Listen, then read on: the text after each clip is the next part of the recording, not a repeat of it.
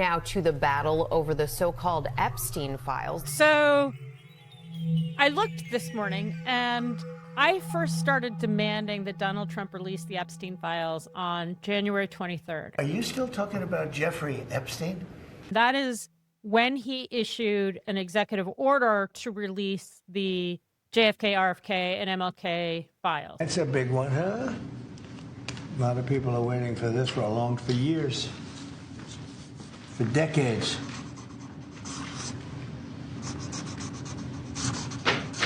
And everything will be revealed. He didn't include Epstein in there. Are you still talking about Jeffrey Epstein? Now, it is true that he sort of left the impression that they would release the Epstein files. Kash Patel promised he'd release the Epstein files. Will you work with me on this issue so we know who worked with Jeffrey Epstein in building these sex trafficking rings?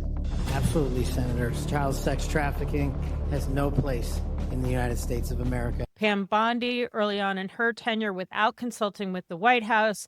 One of the things a lot of people are wondering, because you said last week that you have the Epstein files on your desk, is when can we see them and what's taking so long to release them? Jesse, breaking news right now, you're going to see some Epstein information being released by my office.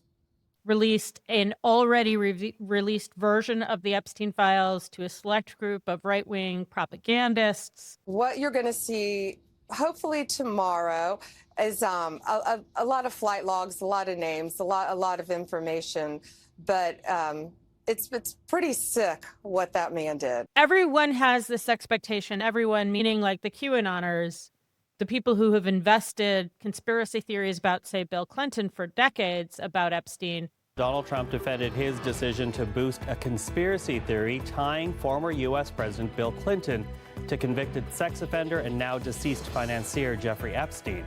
On Friday, New York City's medical examiner confirmed that Epstein did hang himself in prison. But the post, which Trump retweeted, suggested Bill and Hillary Clinton were responsible for his death. We have to say there is no evidence they were involved in any way. They all have a real expectation that they would get Epstein files. Attorney General Bondi says this is just phase one. She's promising to open the government files on Jeffrey Epstein, but despite the hype, most of what she released so far had been made public years ago. They keep digging deeper, right? Pam Bondi comes in, she orchestrates this right-wing propagandist thing. From that point forward, she's committed to giving these propagandists something. Then in May, James Comer says, I hope James has the Epstein files, because I don't think the Department of Justice has them, or at least the Attorney General does not have them, or she would have turned them over. The president ordered them released. The Attorney General ordered them released. We all know they have not been released. And one of my biggest fears that I had, and I expressed this with Kash Patel and a lot of people, Stephen Miller, and a lot of people going into the new administration. I'm like, I hope they're not shredding documents right now. This was a few weeks before the transition. It's the same conspiracy theory he's been running against Joe Biden all along, thinking that actually it's going to help him. Pam Bondi is asked about it the next day, and she says, no, they're all on my desk. There's thousands of hours of video. So again, she resets the expectation that they're going to be there. It's just the volume, and that's what they're going through right now. Yesterday, the FBI released via Alex Eisenstadt at Politico this memo, this 2-page unsigned memo saying, nope, you're not going to get anything. Kash and Bongino ignited a firestorm. Why would they come out with this at 8:30 on a Sunday night? Additionally, the memo suggests no further records will be released. Case closed. It's sort of a dodge to begin with, right? They released this letter and they released the video of the security camera from outside Epstein's cell to show that no one entered his cell in New York when he was in pretrial detention. So no one could have killed him. So they released video to support the claim that Epstein committed suicide. But along with that, they say there's no evidence of blackmail. And they provide no evidence of that, first of all, because it's I mean, they say there's no Epstein client list. I never really believed there was a list. Not at all. And if there was, it was destroyed under Obama. It was destroyed under Clinton. It was destroyed under Biden. And of course, there's a client list. We already know it. It's not very interesting, but we do know it. And we know that, for example, Prince Philip, or it's one of the princes is on there. Donald Trump was clearly close to Epstein for a period of his life. By the way, so is Elon Musk, right? Bill Clinton was the most distanced of the three of them from Jeffrey Epstein, but you're not going to tell that to frothy right-wingers. Clinton was on the list as a frequent flyer. He made so much money for Epstein, he got his own portrait in the foyer. I've seen that. But they also say, no evidence of blackmail, and that's probably not true, because the reason Epstein was protected the first time around is because he had some ties, maybe they're CIA, maybe they're Israeli intelligence, maybe Russian intelligence. But the whole point was blackmail. New details have emerged that reveal complex interactions between the infamous financier Jeffrey Epstein and billionaire Microsoft co-founder Bill Gates.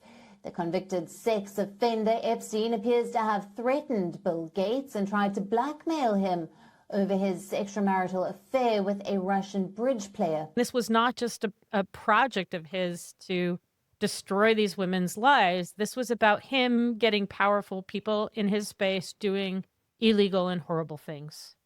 So here we are, right? Like Elon Musk runs out the door in a tantrum and says Donald Trump is in the Epstein files. He deletes that. But after this report came out overnight, he put up a meme saying, you promised there would be files and now you say there are no files. You are clowns. He's absolutely right that all of them, Pam Bondi, Kash Patel, Dan Bongino, they promised both before and after coming into office that we would get something that confirmed all of the rabid conspiracy theories of the QAnon types. We were, they have a right to expect that. Time for Bondi, Kash, and Bongino to resign?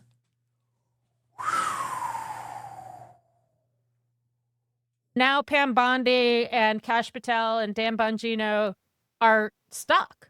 There's no there that we can release. One of the things they say in the letter is most of what is left is stuff that implicates the victims, and that's true, and you don't want them to release that, but it implicates the victims with men, right? It implicates the victims with powerful men, and it's absolutely true that they should withhold the files for the victims' sakes, but it's also possible that if you released those files and blacked out the women, you would have a bunch of powerful men in bed with these underage women. Who knows? I do think they rope-a-dope just a little bit. Like, they didn't know if there was a list. They said there was a list. There's no list.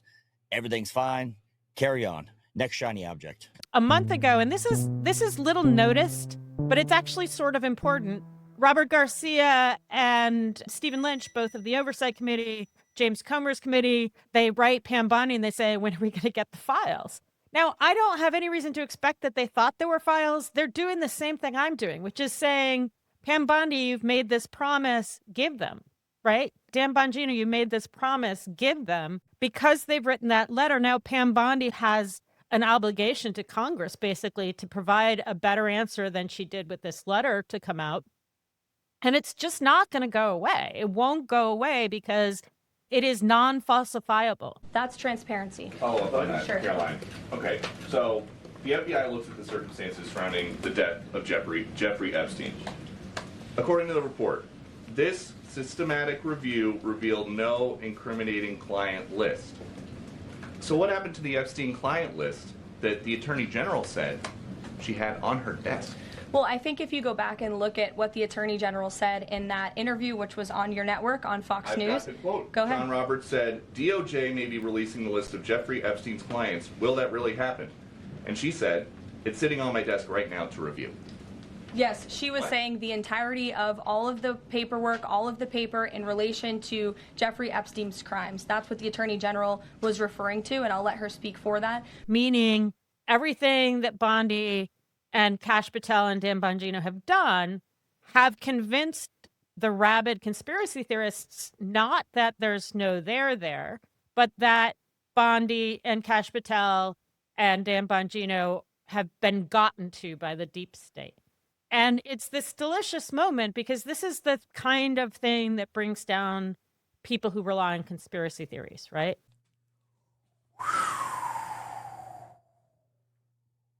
I do think that Cash and Bondi and Dan Bongino believed in these conspiracy theories. I think they in good faith said, oh, well, they made these promises believing that there was a there in the same way that they made other promises about the Russian investigation or about the January 6th investigation. They're having problems inventing something to substantiate those theories as well, although they're having a little bit better success at that because Chuck Grassley's good at doing this and he's experienced at doing this.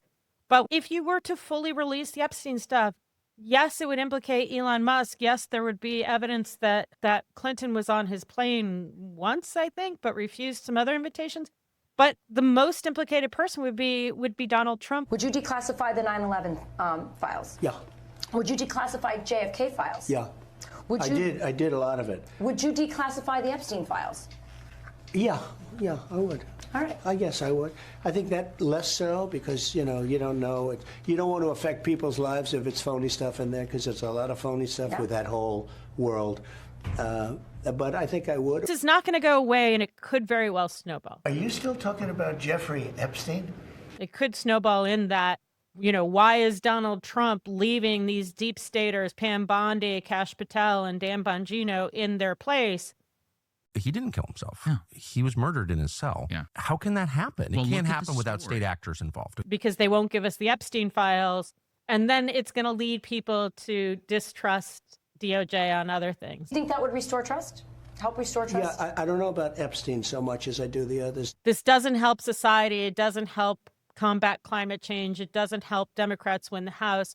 But what it does do is it creates distrust of Trump's top aides. It creates distrust of the same people who are spewing conspiracy theories about, say, Kilmar Abrego Garcia. And it also creates schisms within the MAGA community. And, well, that is not a noble pursuit. That is a useful pursuit insofar as it really starts to chip away at the cult.